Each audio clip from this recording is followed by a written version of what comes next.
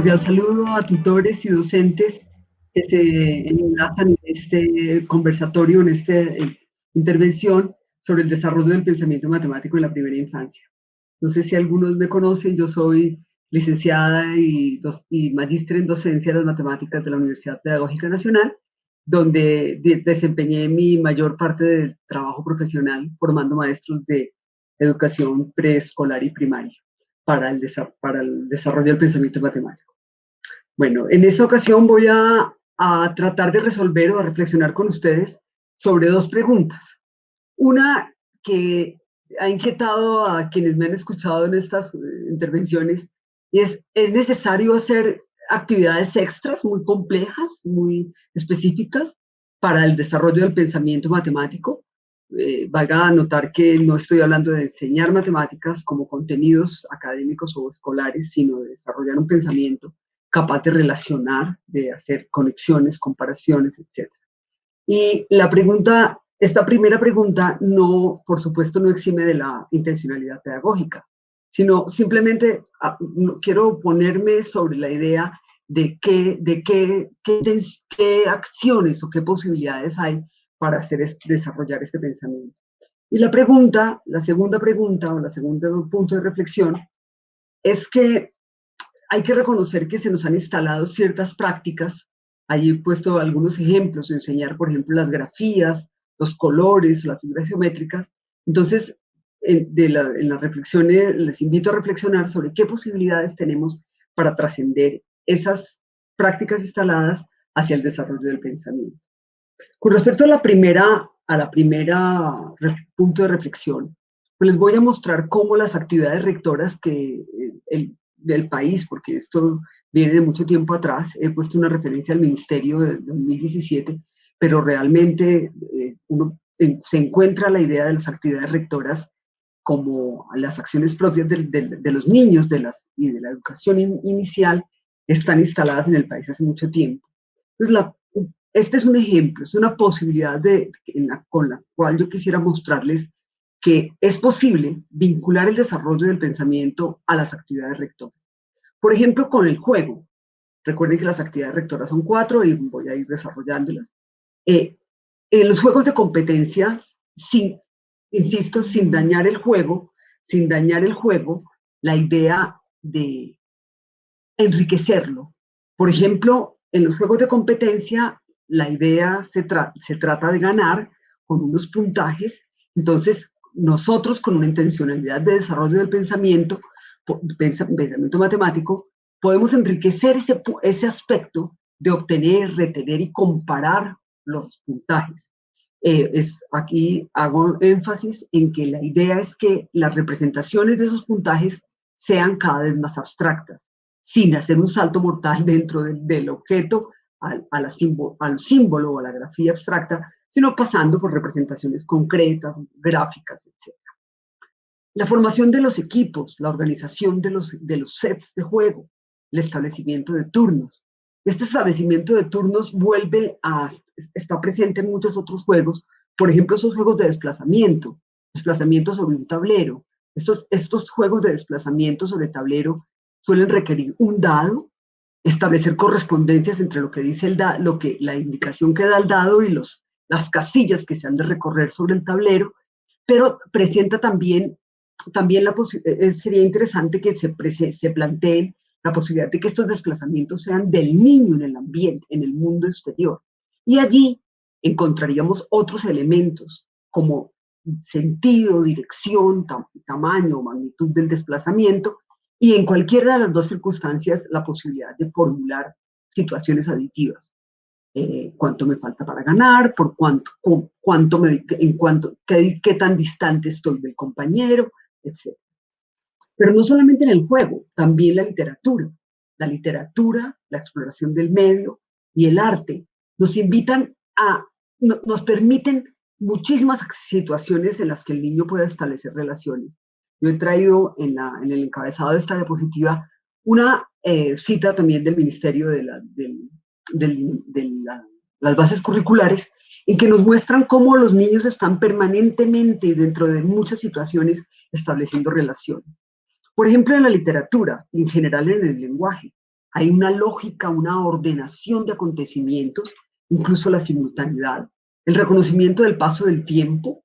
Los niños, por ejemplo, no admitirían que en la narración, digamos, se deje de tener en cuenta que el tiempo ha pasado, que los personajes se fueron a dormir, etc.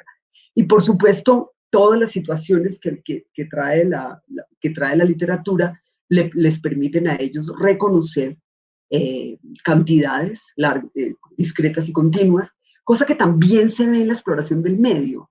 El medio en sí mismo es un medio físico que lo que proporciona son condiciones, pero son del pensamiento lógico, del pensamiento matemático, el reconocer, comparar, valorar esas condiciones que el medio físico les presenta.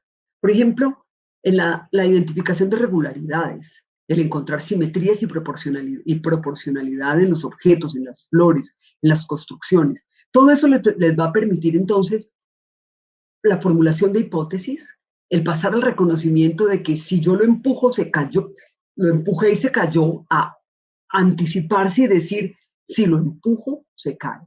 Y por último, al reconocimiento de situaciones que sean posibles, imposibles o seguras. El, el otro elemento con el cual yo pienso que se puede, digamos, vincular el desarrollo del pensamiento es con los propósitos del desarrollo de aprendizaje que también nos ha propuesto las bases curriculares. Esta idea de los propósitos está presentado de otras maneras por los documentos de referencia del país. Por ejemplo, los DDAs de transición o los ejes de desarrollo de Bogotá. Son muy similares y voy a mostrarles cómo en estos tres ejes, el primero lo podríamos resumir en el hecho del desarrollo de la identidad. Noten que la identidad del niño, como reconocerse como un miembro de la familia, de un miembro de la cultura, del mundo, etc., es una oportunidad también para el desarrollo del pensamiento matemático cuando se le invite a que establezca conexiones, se anticipe, evoque, haga suposiciones, pero es importante que el maestro y el padre de familia reconozca y valore esos descubrimientos de los niños para tener en cuenta sus necesidades, sus temores y sus iniciativas. Muchas veces el trabajo en pequeños grupos les facilita la participación y la comunicación. Y de comunicación hablamos cuando hablamos del segundo el segundo eje o el segundo propósito de desarrollo. Veámoslo como lo quieran ver. Realmente muestra con claridad cómo el pensamiento está ligado al desarrollo del lenguaje y por supuesto al desarrollo de la comunicación. O sea, la comunicación como objeto, digamos, fundamental o función fundamental del lenguaje. Aquí lo interesante es que, claro, los niños también pueden entender, comprender, interpretar ideas matemáticas, como de ubicación, en el espacio, etcétera, de cantidad, y por tanto, reconocer los sistemas de representación. Yo he insistido en eso dentro de las propuestas que estoy haciendo, y de alguna manera también estamos hablando de comunicación corporal, entonces es muy importante que el niño reconozca su esquema corporal, el de los otros, el de los objetos, los objetos del entorno, y los entienda en diferentes tamaños y con diferente alcance. Y por último, la idea de que el niño disfrute del aprendizaje, que explore y se relacione con el mundo para poderlo comprender y construir. He traído una cita de los lineamientos de educación inicial de Bogotá, porque me parece que en que corresponde como el tercer eje corresponde al tercer propósito de aprendizaje, nos dice con toda claridad de qué se trata. Se trata de preguntarse todas esas curiosidad que el niño manifiesta permanentemente y que le permite formular hipótesis, tratar de corroborarlas, clasificar, ordenar, categorizar. Es decir, actualizar todos esos procesos del pensamiento matemático para establecer relaciones. Con estas dos ideas, cómo el desarrollo del pensamiento matemático puede vincularse tanto a las actividades rectoras como a los ejes del desarrollo o a los propósitos de la educación inicial y preescolar, he tratado de reflexionar o acompañar, invitarlos a reflexionar sobre si es necesario realmente realizar actividades muy complejas, insisto, sin perder la intencionalidad pedagógica. Con esta segunda parte voy a tratar de reflexionar con ustedes sobre las prácticas instaladas. A mí me gustaría que nos pensáramos por qué. ¿Por qué se han instalado ciertas prácticas? Por ejemplo, centrar el trabajo de educación de matemáticas en las grafías y en esas grafías numéricas, lo que desvirtuamos un poco la idea hacia la decoración, la reproducción, cuando lo importante en matemáticas, y ese es el primer punto de mi idea, es que lo interesante es que reconozcamos qué es lo realmente fundamental. Y lo fundamental son los procesos, las relaciones, las operaciones, las asociaciones. Ahora, en segundo lugar, es a eso a lo que me voy a referir. En segundo lugar, por supuesto, está el reconocimiento de los niños.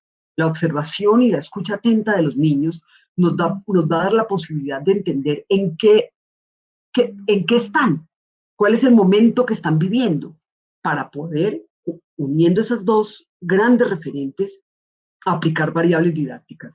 La idea de la variable didáctica es muy potente, es una idea de la didáctica de la matemática francesa, de Guy Brousseau, pero hagámosla sencilla, ajustar las propuestas que nosotros hacemos a esas posibilidades de los niños sin perder de vista lo fundamental en matemáticas.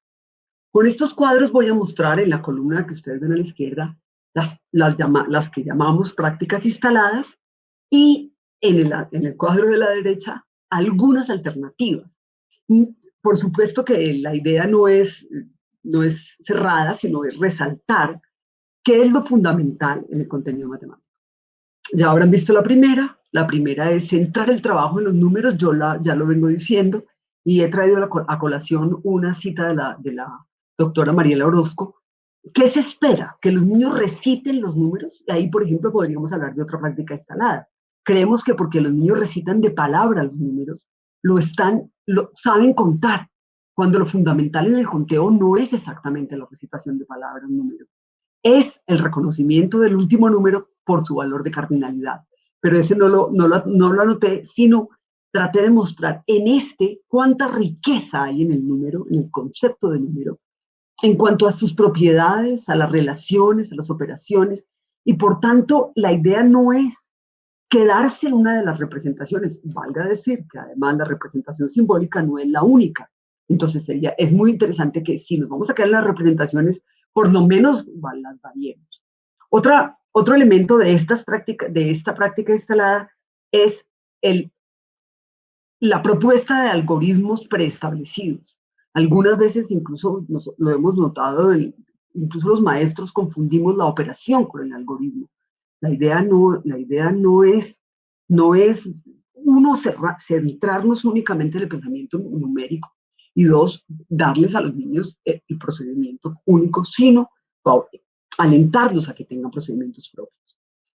En el hecho de reconocer las figuras geométricas, reconocer y reproducir las figuras geométricas, lo que se está perdiendo es el hecho de que en paralelo a estas características que denotan las diferencias entre las figuras geométricas, que son normalmente de métrica, son relaciones euclidianas, se están desarrollando otro tipo de relaciones geométricas, como las topológicas o las proyectivas, que hablan del cerramiento, de la continuidad, de la rectilinidad, etcétera.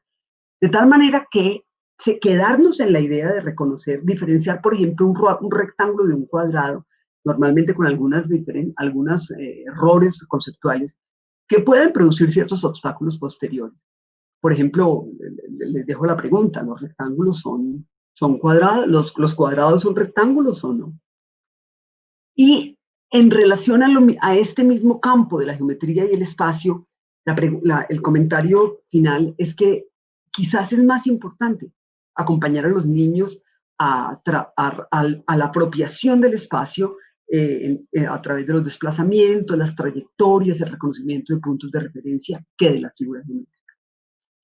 Bueno, Yo no sé desde dónde, desde cuándo y por qué se considera que enseñar los colores hace parte del desarrollo del pensamiento matemático. Yo no tengo ninguna referencia al respecto, pero comprendo que el color es junto con otras características o patrones sensoriales, características del mundo que el niño reconoce, el bebé reconoce desde que nace. Entonces, lo importante no es enseñarlo de nuevo y poner entonces todo el aula amarilla o todo el aula azul para que los niños... No, lo importante es volver a poner sobre los colores la idea de las relaciones, la idea de las operaciones. Los niños pueden obtener un nuevo color y eso sería, podríamos entenderlo como una operación a partir de otros. Podría ordenar las tonalidades dentro de un mismo color y sobre todo asociarlas a eventos culturales. Nosotros tenemos claramente los colores primarios asociados a nuestra bandera. Ahora el mundo se está decorando en naranja y negro porque estamos cerca de Halloween, o en Navidad se decorará de verde y rojo. Mm, la siguiente práctica instalada es el uso de ciertas palabras como antónimos, arriba y abajo, grande, pequeño, y la propuesta que yo les hago es evitar este tipo de expresiones absolutas e invitar a los niños a establecer relaciones de palabra. Es más largo que, es más corto que. Noten la diferencia que hay en usar la palabra largo o corto en diferencia de grande o pequeño. Son expresiones del lenguaje que colaboran en la construcción de conceptos. Por último, hay una práctica que no es solamente de la educación inicial y preescolar, que es la homogenización del grupo. Es como tratar a todos los niños como si fueran uno solo. Y eso es absolutamente erróneo, porque si una observación detallada de los niños nos permite ver que ellos, a pesar de que tengan la misma edad cronológica, tienen grandes diferencias en el desarrollo y tienen formas diferentes e individuales de afrontar las situaciones, de resolver los problemas, de plantearse. Entonces, yo creo que por justicia y por sus derechos a la identidad, es necesario respetar su identidad y actuar de acuerdo a las diferencias individuales. Para terminar entonces con esta segunda parte, hay un error que se muestra en el hecho de creer que el desarrollo del pensamiento matemático está ligado exclusivamente a condiciones cognitivas. A través de la intervención que acabo de hacer, se ha podido ver que el pensamiento matemático está involucrado con otras cosas como las comunicaciones, la identidad, y por tanto la autoestima, el autorreconocimiento, etcétera. Entonces, la idea es entender el pensamiento matemático como una manera de incidir en el desarrollo integral de los niños. Entonces, es a través de experiencias y de ambientes que los reten y que les permita, por lo menos evitemos en estos primeros años tener malas experiencias con las matemáticas. Bueno, y para terminar, entonces, quisiera invitarlos a hacer unas reflexiones finales. La primera trata de responder a la primera pregunta. No sé qué opinen ustedes, pero yo creo que no hay necesidad de montar grandes actividades extra complejas, difíciles para los niños, sino poner en el centro de la atención, de la actuación del padre y del maestro. He puesto la maestra en consideración a que muchas maestras de inicial y preescolar son mujeres, sin desconocer, claro, el valor que nos proponen los hombres, sino la idea de matematizar el mundo cotidiano, natural, y tratar de invitar a los niños a desarrollar el pensamiento matemático desde esa cotidianidad. Bueno, muchas gracias por su atención. Espero que las ideas que he propuesto sirvan para la discusión. Por supuesto, no son ideas cerradas, no son ideas acabadas, y espero que alienten de alguna manera sus reflexiones siguientes.